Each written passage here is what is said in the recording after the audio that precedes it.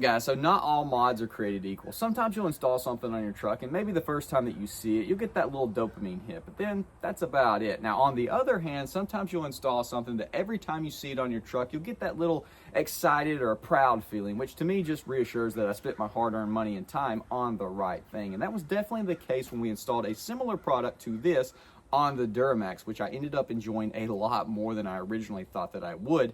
And today, for the 6-liter, we got an even bigger and better setup. So thanks to Adrenaline Off-Road, today we're gonna be installing their 12-row wheel lights, and these do have the orange turn signals built in. That's the one thing that I wished I had of option for the Duramax. I just think it looks really cool. Now, I've never been a huge lighting guy. Didn't get into the whole RGB headlights. I've ran one set of rock lights, didn't really care for them, but when I installed the all-white version of these on the Duramax, I ended up using and enjoying them way more than I thought I ever would. They're definitely not inexpensive, and I'm not here to try to convince you to buy them.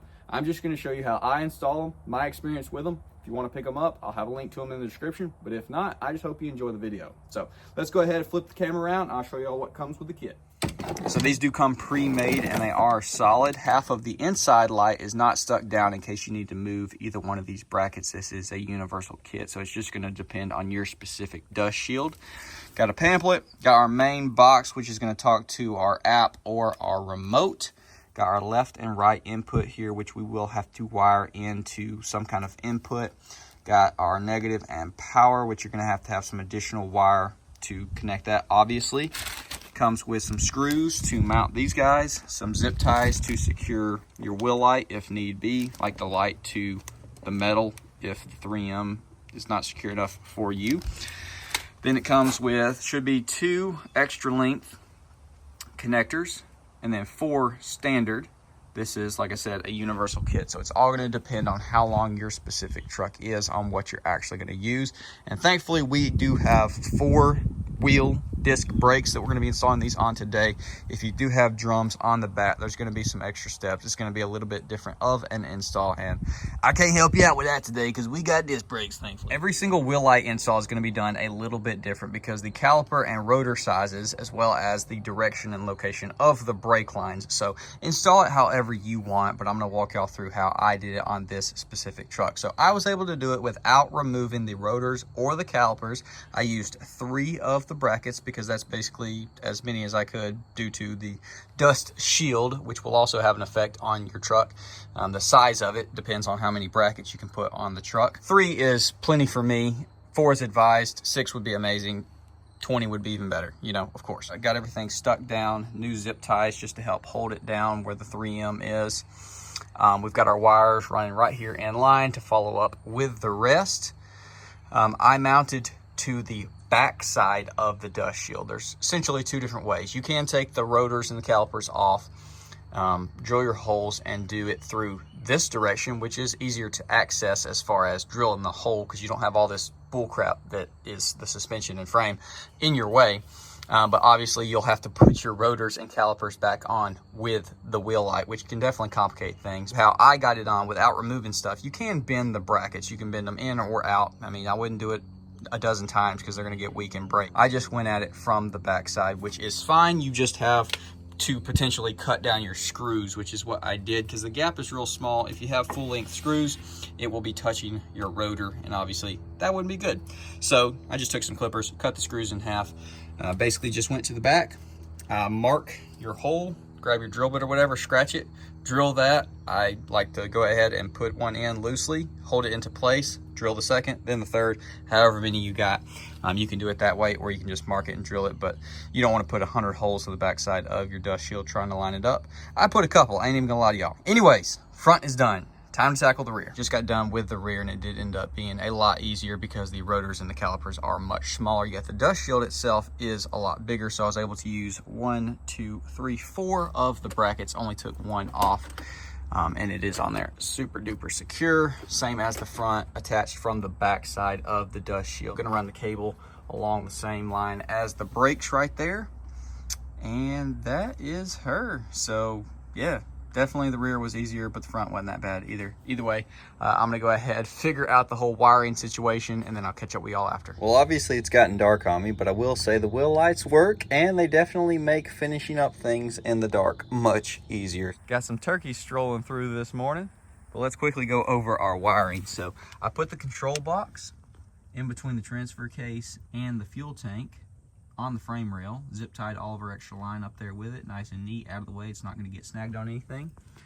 For each one of the rears, I just followed the brake lines, which I got to get some more zip ties I ran out to just secure them a little bit better. I might actually pick up some wire loom just to make it a single piece looking, whatever. Either way, just follow your lines, make it nice and clean. For the passenger side front, I followed our brake lines to here and then went underneath the heat shield that runs over the transfer case and the transmission, so it's protected by that. And then on the driver's side, we obviously just went in the frame and followed it to the box right there, zip tied all of our wires out of the way. And then for power, we came up and put it on positive, negative, put it right here. I used heat shrink on all of our connectors to make sure it stays corrosion free and looks good. Use these guys to connect the wires, these guys for the battery connection, and then these guys to tap into our turn signals.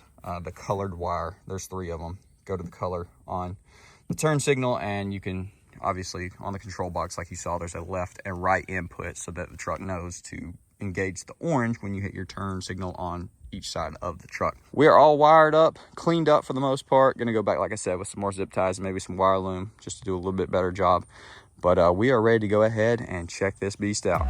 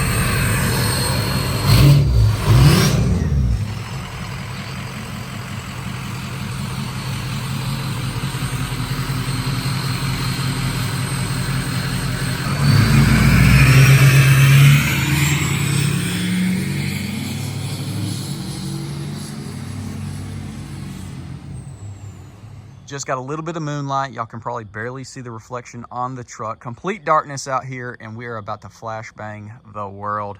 Boom. Holy crap. These things are absolutely insane. Not only do they look super cool on the truck, but dude, I'm telling you, they are so useful, whether you're working on your truck or putting gas in something like the barn buggy right there. I mean, y'all couldn't even see the trees before. Like off on, it's insane. These things are ridiculous. 12-row pure white, or I guess technically they're 11-row pure white, 1-row orange. I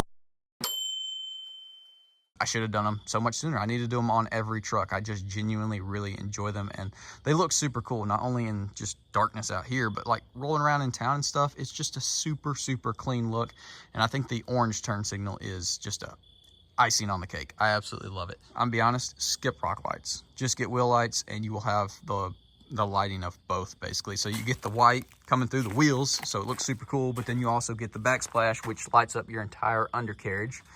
You can literally see everything, no shadows, nothing. It looks so good.